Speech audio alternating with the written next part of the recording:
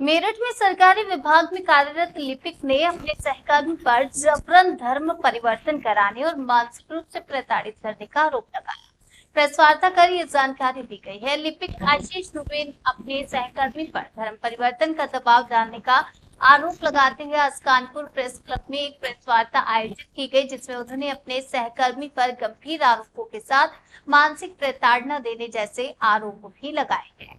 इसके साथ ही उन्होंने अपने उच्च अधिकारियों पर भी आरोप लगाते हुए बताया कि उनके द्वारा किए जा रहे नियम विरुद्ध कार्यों जैसे कि कंप्यूटर ऑपरेटरों की भर्ती और खाद्य माफियाओं के साठगांठ का भी उन्होंने विरोध किया, जिस कारण उनके साथ गलत व्यवहार और नियम विरुद्ध कार्रवाई की जा रही है। उन्होंने बिंदुसार अपनी समस्याओं और नियम विरुद्ध कार्रवाई का उल्लेख करते हुए अनेकों उच्च अधिकारियों की चौखट खटखटाई, लेकिन कहीं भी उनकी कोई सुनवाई नहीं हुई, जिस कारण आज परेशान होकर वह यह प्रेस वार्ता करने को बाध्य है। जिलाधिकारी कार्यालय मेरठ में भी उनके खिलाफ गलत और झूठे सबूत पेश कर उनकी छवि खराब करने का काम किया गया। पीड़ित लिपिक को मिलने वाले सेवा लाभों से भी उन्हें वंचित किया जा चुका है।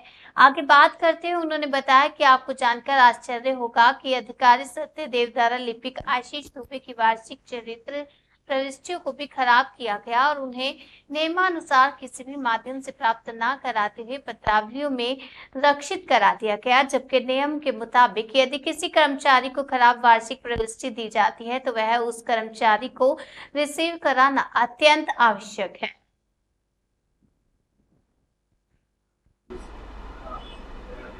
मेरा नाम आशीष दुबे है।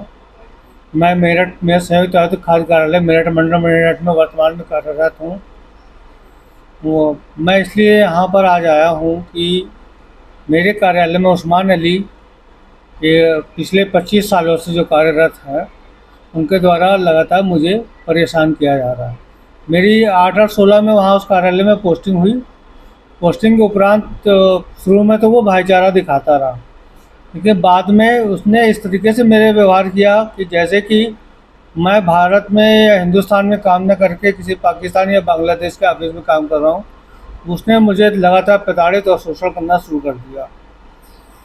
उसने खाद्यान्न की कालाबाजारी में उसके राशन माफियाओं से संबंधित मैंने उसकी पोल खोली, तो उसने अधिकारियों के साथ साठगांठ करके एक फर्जी हस्ताक्षर आदेश कराकर श्री सत्यदेव, जो तत्कालीन संयुक्त आयुक्त खाद्य थे, वर्तमान में अपर आयुक्त खाद्य जवाहर भवन में है, से आदेश करा लिया और साठगांठ से मतलब मंडलायुक्त के हटाने के बावजूद अभी भी उस कार्यालय में आज तक कार्य कर रहा है।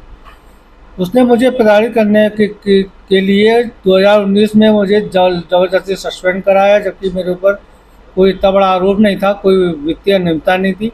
कि 2022 में वो मुझे नौकरी से हटवाने में साठगांठ करके लग गया और लगातार मुझ पर धर्म परिवर्तन करने के लिए दबाव डाल रहा हूँ। आज ये हालत हो गई है कि मुझे जान से मारने की धमकियाँ मिल रही हैं, क्योंकि मैं 4 किलोमीटर दूर नौकरी कर रहा हूँ। मैं कई बार उच्च अधिकारियों से माननीय योगी जी के दरबार में करता हूँ, 8-9 बार हो गया। अभी हाल ही में गुजरात गोरखपुर गया। मैं गोरखपुर में मैं वहाँ पर गया, लेकिन प्रत्यावेदन अधिकारियों ने ले लिया। मैं सोचा कि शायद वहाँ मोदी जी से मुलाकात हो जाएगी। मैं इतना ज़्यादा डिप्रेशन में हूँ कि मैं कुछ कह नहीं सकता हूँ। ये हालत हो गई है कि मुझे अगर मेरी सुनवाई नहीं हुई तो मैं लखनऊ में धरना या आत्मदाह तक करने के लिए बाध्य होऊंगा। मेरी 8 सालों में मैंने वहाँ पर कम से कम मंडलायुक्त से और जिलाधिकारी मेरठ से और मंडलायुक्त मेरठ से 7-8 बार जो है मैंने लिखित और रजिस्टर्ड कंप्लेंट की, कई बार खुद उपस्थित होकर वो किया। 1 साल हो गए वहाँ पर, जांच की कार्रवाई अभी तक लंबित पड़ी हुई है। यहाँ तक कि 2 साल हो गए डीएम कार्यालय मेरठ में ऊपर से आदेश है कि किसी भी प्राइवेट आदमी को सेवानिवृत्त कर्मचारी को नहीं रखा जाएगा, लेकिन वहाँ पे मुझे 2 साल में जिलाधिकारी कार्यालय में कोई आदेश नहीं दिया गया। मुझे वहाँ पे इंसल्ट मेरी करी जाती थी और इतना प्रताड़ित किया गया कि प्राइवेट आदमी और सेवानिवृत्त आदमी काम कर रहे हैं, जिसका आदेश शासन से जारी हो चुका, लेकिन मेरी सुनवाई कहीं नहीं हो